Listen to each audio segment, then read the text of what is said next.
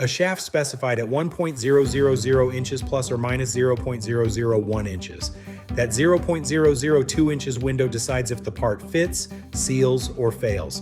Aerospace, medical, automotive, robotics, these industries rely on tight tolerances. But tighter tolerances mean higher cost and higher risk. So how do you control all three? Let's break it down. Plus or minus 0.005 inches.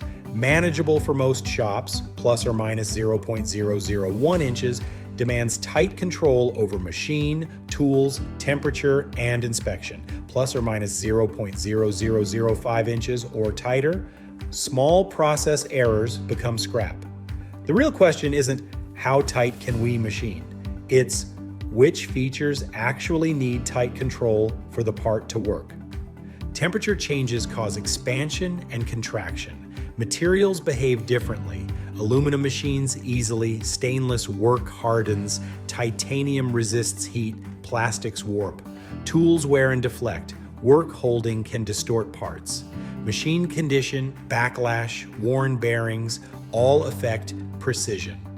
Regular calibration and maintenance are non-negotiable. Here's a simple guide. Plus or minus 0.005 inches. General brackets and covers. Standard machining, plus or minus 0.001 inches.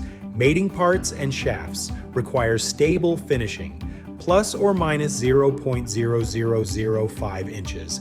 Sealing surfaces and bearing fits. Needs thermal stability and frequent inspection, plus or minus 0.0002 inches or tighter. Aerospace and medical parts may require advanced equipment.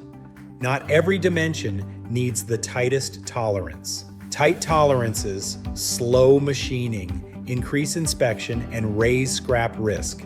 Apply precision selectively. Critical features get tight control. The rest get practical tolerances, prototype before scaling, and choose a partner who challenges unnecessary tolerances. That's a strength, not a weakness. Tight tolerance machining isn't just about the machine. It's a complete system. Temperature, tooling, work holding, inspection, and communication. At WMT CNC, we build machines that are part of that system.